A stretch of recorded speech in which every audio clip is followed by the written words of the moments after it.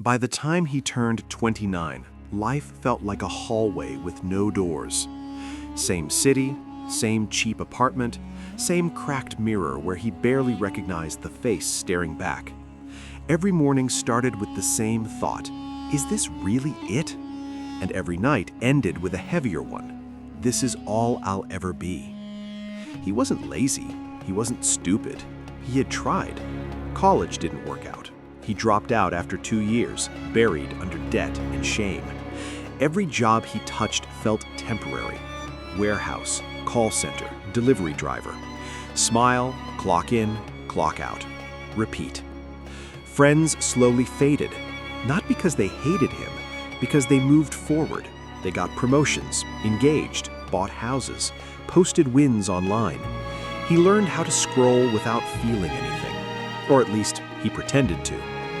At night, silence screamed. No messages, no missed calls, just the hum of the refrigerator and the sound of his own thoughts eating him alive. He told himself he was fine, that everyone struggles, that this phase would pass, but deep down, something was wrong. He started sleeping more, then barely sleeping at all. Fast food replaced real meals. Energy drinks replaced water.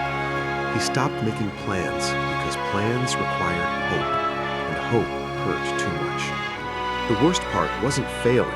The worst part was feeling invisible while failing. One evening, after another rejection email that said, "We've decided to move forward with other candidates," he didn't even get angry.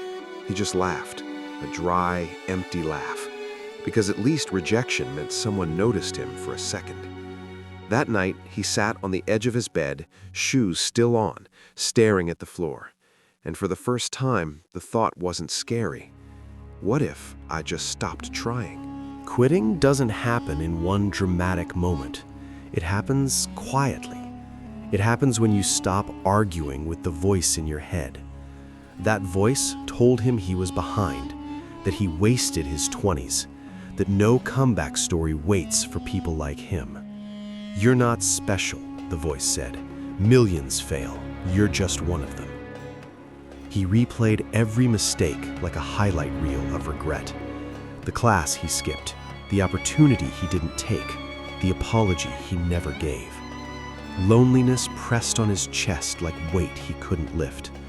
He wanted someone to ask if he was okay, but he didn't want to burden anyone either. So he stayed quiet.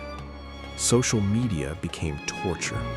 Success everywhere, smiles everywhere, and there he was, counting how many days he could ignore his bank balance. Fear lived with him. Fear of trying again, fear of failing again, fear that even if he tried, nothing would change. Some nights, he imagined 2 versions of himself. One who kept going, exhausted, numb. One who simply disappeared. The second one felt peaceful. On a rainy Thursday, soaked and tired after a double shift, he stood in his kitchen, staring at a pill bottle. No dramatic music, no tears, just emptiness. He thought about his parents, not with guilt, with distance. He thought about his younger self, the kid who believed life would be bigger than this. "Sorry," he whispered. He sat down on the floor, and that's when something small happened. Something stupid. Something that changed everything. His phone buzzed. Not a call, not a text. A reminder. Something he had set months ago and forgotten about. It simply said, "Drink water. Just start there." He stared at the screen. Out of all moments? Now? He almost laughed again. A reminder to drink water was stopping him. It felt ridiculous, but for some reason, he stood up. He filled a glass, drank it slowly. Cold, real, grounding. For 30 seconds, he focused on nothing else. No past, no future, just swallowing. And something shifted. Not hope, not motivation, awareness. He realized how long it had been since he did anything small for himself without expecting it to fix his life. He sat back down, not on the floor this time, on the couch. He didn't take the pills. Instead, he opened his notes app and wrote one sentence: "I don't need to fix my life tonight." That sentence didn't save him, but it paused the fall. That night, he slept for 4 straight hours.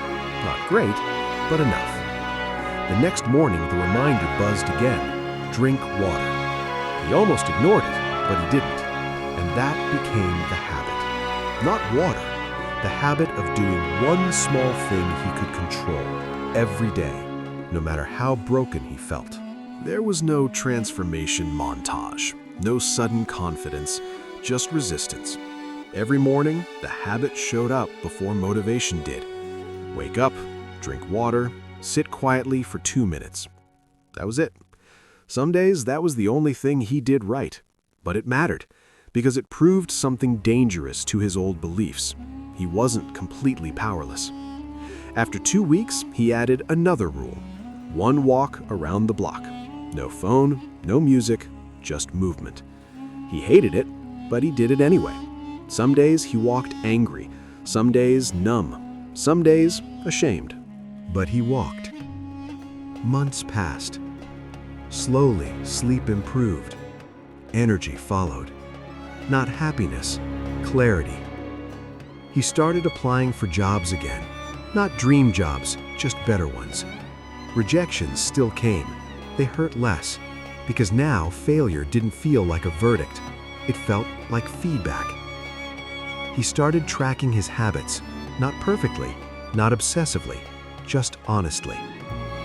Missed days happened, bad weeks happened, but he always came back to the first habit, the one that saved his life. 1 year later, his life didn't look impressive online, but it felt real. He had a stable job, a routine, a sense of self-respect he hadn't felt in years. Most importantly, he knew this. He could survive himself. People think life is saved by big moments. It's not. Life is saved by tiny decisions made when no one is watching. That habit didn't fix his past. It didn't erase his pain. It didn't turn him into a different person. It reminded him that he was still here, still capable of choosing. If you're waiting for motivation to save you, it won't. If you're waiting to feel ready, you'll wait forever. Start smaller than you think matters. 1 glass of water, 1 breath, 1 step. Because sometimes the habit that saves your life doesn't look powerful at all. It just keeps you alive long enough to build the rest.